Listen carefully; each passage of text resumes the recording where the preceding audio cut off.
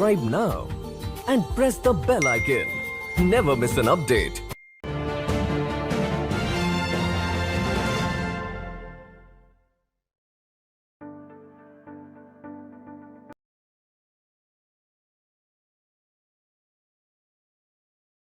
Namaste, konnichiwa. Welcome to the Nupur Tewari Show. Let's talk business with collaboration.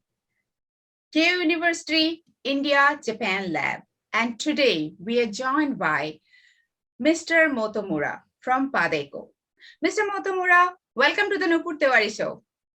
Thank you for inviting me.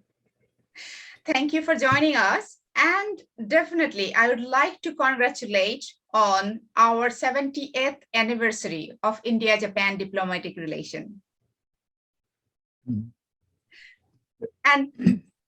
And definitely, my first question would be that why did you, Padeco, decide to do business in India? Okay, as you know, we work worldwide. Okay, every year we work something like 50 countries. And around 2000, the opportunity came to us that we have about a job in India. And at the beginning, okay, it was 2000, I think, around year 2000. So it was before India started to grow rapidly. Okay, so at the beginning, it was one of the countries we were. Okay? So of course, we knew that India is a huge country with a lot of potential, but it just came to us as more or less not from our own initiative, but the opportunity came to us at the beginning. Okay, that's only. But then we realized, okay, India is a big country. India has a lot of market for us, and there are plenty of things to do. And since then, we they are completed almost 50 projects in India. So far, we have done something like 1,300 projects worldwide, and out of which 50 is in India now. So it's a very significant portion of our work is in India. And year 2012, we established a branch office in Mumbai. And then year 2016, we established a subsidiary company in India. So that's our history in India. That's wonderful. That's wonderful that you had the vision. Most of the time that the Japanese companies, they take a lot of decision before the experience other Japanese companies had. And that's why most of the time they hesitate before investing in India. So we'd love to know your experience on that. You mean why we invested in India? Yes, why you did, yes. As I said, we are risk takers. So we took the risk. Okay. This is very good answer. Very good answer.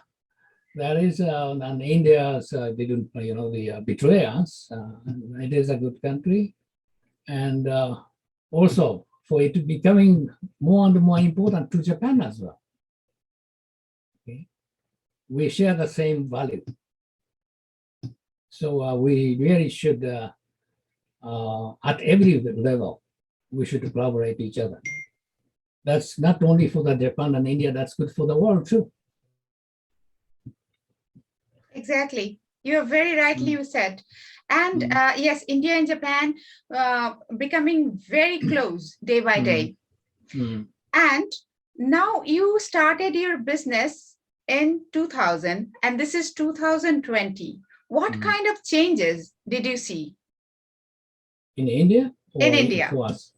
Well, in India, every time I visited, you see the change visually, you can see the change in the town.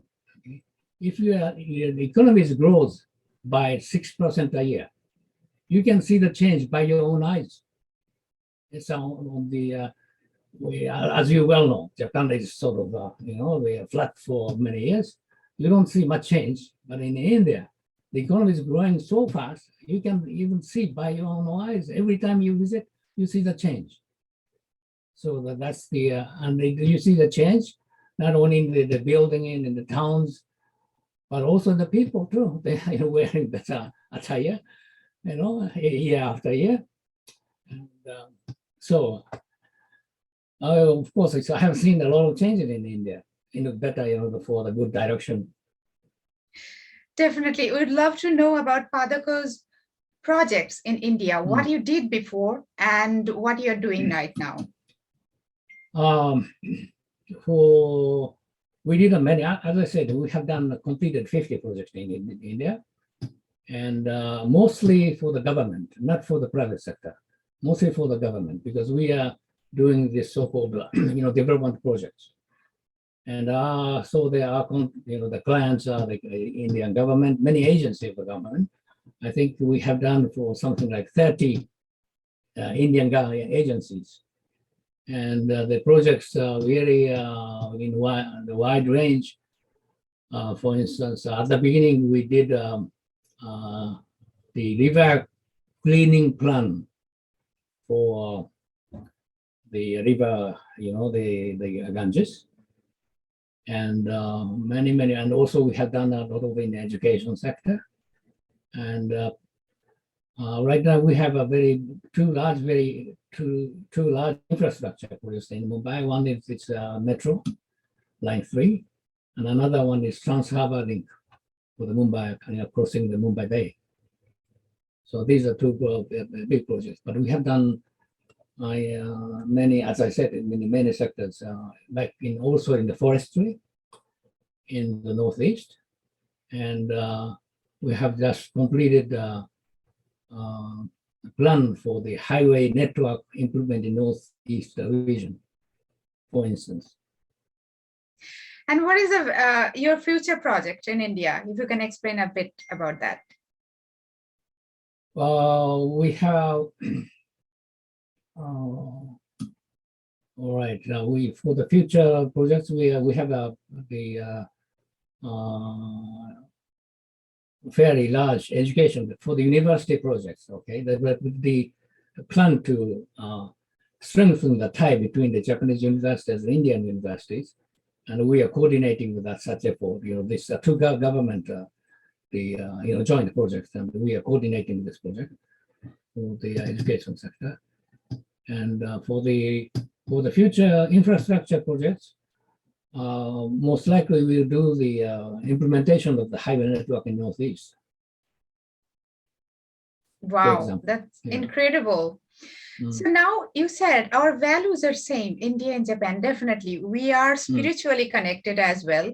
But when it comes to working culture, Indians and Japanese, we have very different working culture. Have you ever found any problems in India?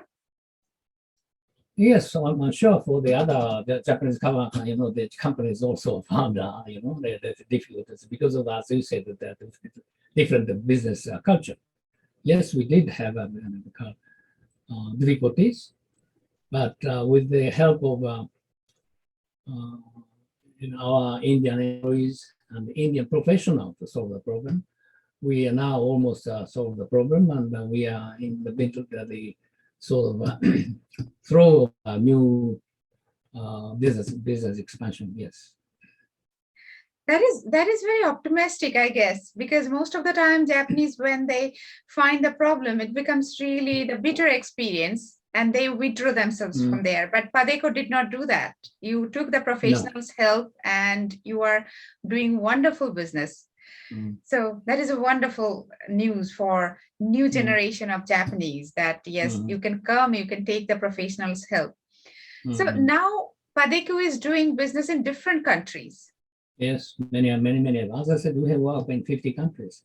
50 countries. And what are like, if you can say a few names? Oh, so many. In Egypt, we are again strengthening the university. And in Jordan, and we have done the vocational training program. In Africa, we are supervising the port construction. And in Romania, we are actually also supervising the metro construction there. Let's see, in Argentina, in South America, we are advising the factory management to achieve a better efficiency using the Japanese technology and know-how, for instance. We have something like 80 projects every year. So actually, I don't really remember all. Wow. Yeah, I can totally say that. It's really, very difficult to remember also, but you still shared so many information with us. It's incredible. And so I would love to ask you that which country did you find the most easy to do business with? Oh, every country is, they're different. Every country has, giving you the opportunity. Every country gives you the difficulties or the challenges. But I don't rank any country. Our philosophy is when you work in a certain country, you should love that country, okay? Otherwise, the work won't be done. So wherever you go, you you should like that country. Okay? If you don't like the country, you ought to get out. That's what I tell my employees. That's but wonderful. most of our employees, they ended up loving the country they want. So where did you get that spirit? I can see that spirit in you, that even your energy, even you were talking like you're still 18 or 19 and you're ready to launch yourself.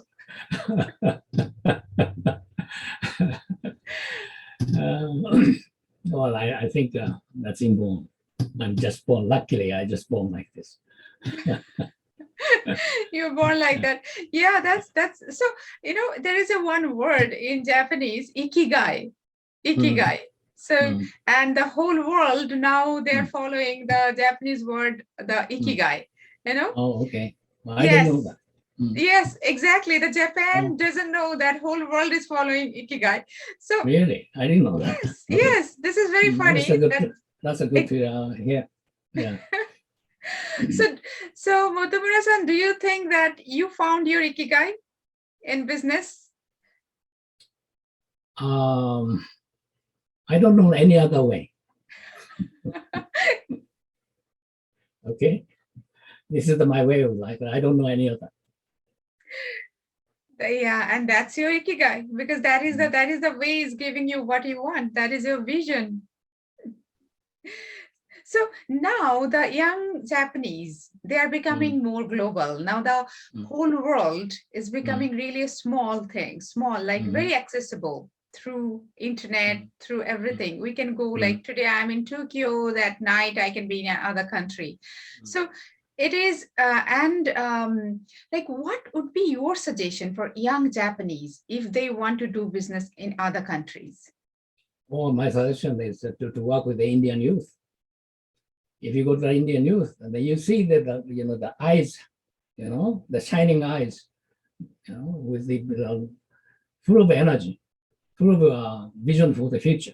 Okay, and as you well know, Japan has been in deflation for the past 30 years. So many of the Japanese youth are not really risk taking with good reason. That's not their problem. That's not their. We shouldn't really blame them, because that's the environment. The people like the old people, Japanese people, gave them. That's not their fault. That's our fault, actually. And but now India, it's completely different. The economy is growing. Opportunities are abundant. So many of the Indian youth have really bright eyes. You see. With good reason. So Japanese, the young people should work with the Indian young people. Then they will rediscover. They will discover the true nature. Okay. So anybody, the young people should be, and they are risk takers, right? But unfortunately, in Japan, the environment, particularly the economic environment, is so not so good to them. actually hard to them. So, but they had to hide their youthful risk-taking nature. But they were working with the Indian young people. They will probably discover their true nature, I hope. Yeah, you're very right. So the young generation, do you think that today's Japanese generation, they need to be a little bit more motivated? I don't think it's motivated is not a good term to. I think that they are they have the motivation, but that they had to hide their motivation. You know, that's the sad situation.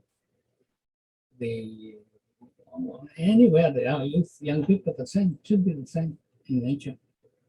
Exactly. So, And but they should be. They have to give them the opportunity.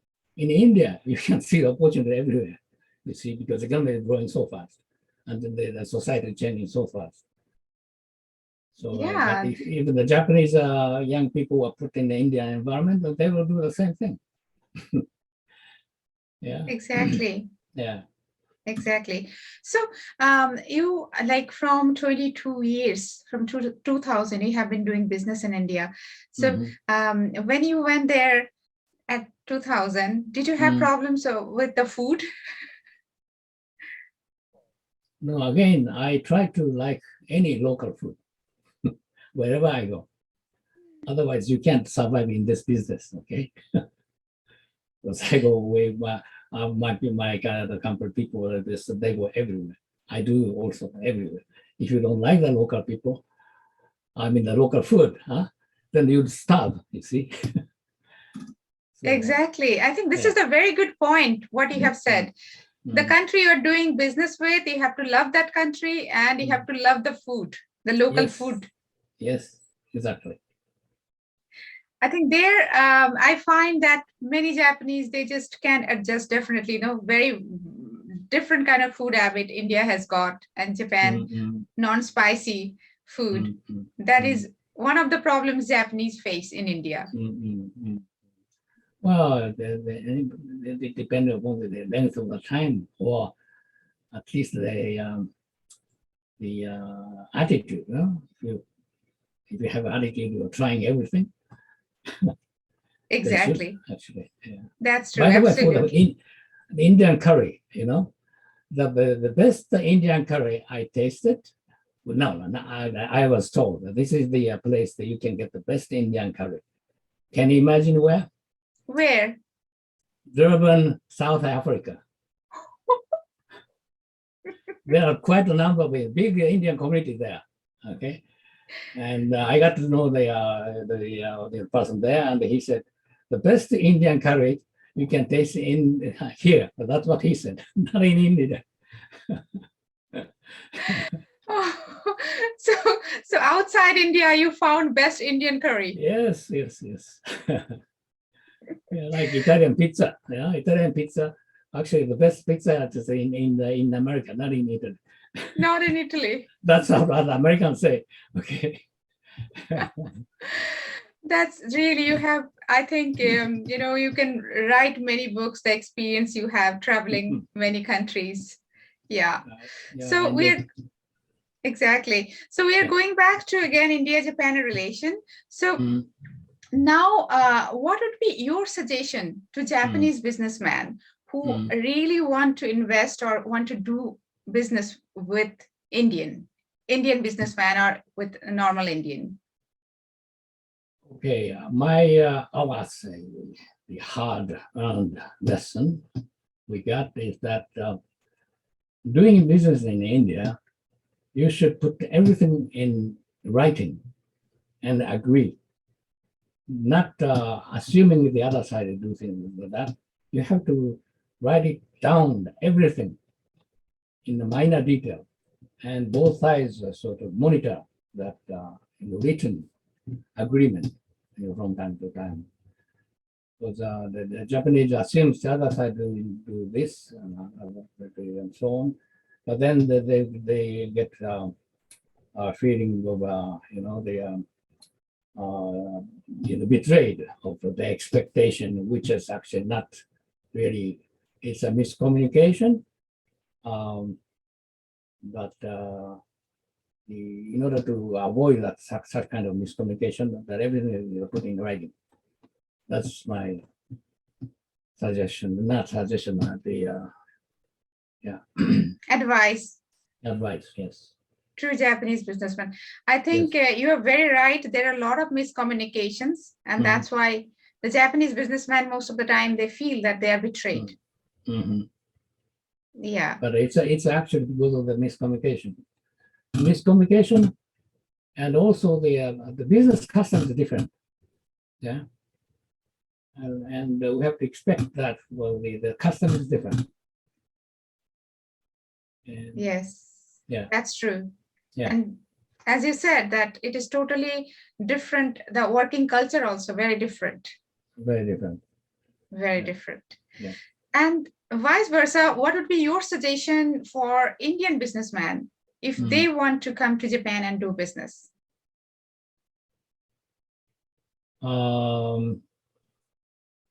I say they have to ask questions. They shouldn't really assume this and that. Actually, because the Japanese assumes the other side do this and that. And then again, whether in India or in Japan, that's the same thing. But for the Indian businessman, should ask questions in detail, okay, and repeated questions. Okay? If they said ambiguous answers, and then you should try repeatedly for what really the other side is means.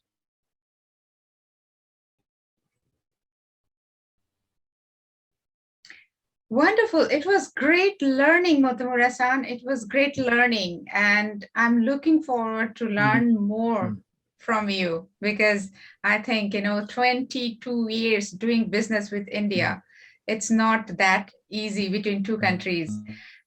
Definitely a lot of struggle.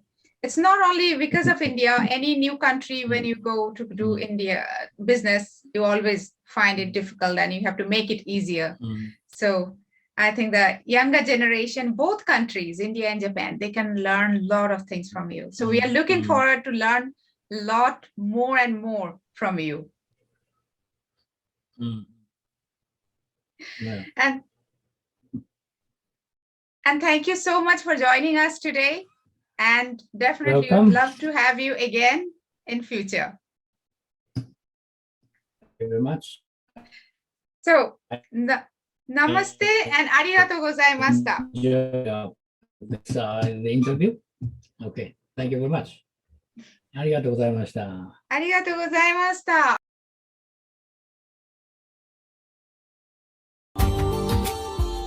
Subscribe now and press the bell icon. Never miss an update.